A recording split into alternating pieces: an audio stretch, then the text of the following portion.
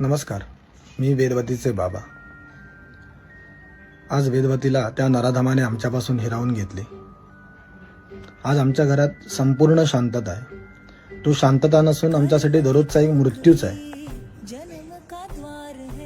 त्यासाठी मी सगळ्या आईवडिलांना एक नम्र विनंती करतो की 10 मे रोजी संध्याकाळी 5 वाजता बालगंधर्व चौक ते स्वातंत्र्यवीर स्मारक पुतळा इथे एक मूक मोर्चा, शांतता मोर्चा याचं नियोजन आपल्या विविध संघटनांनी केलेलं आहे।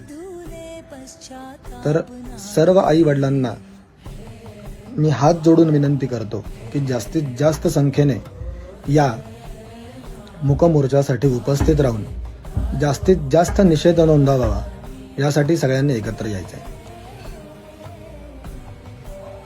अशा नराधमांना कठोरात कठोर कारवाई व्हावी आणि आपल्याला न्याय व्यवस्थेला दाखवून द्यायचं आहे की समाज अजून जिवंत आहे।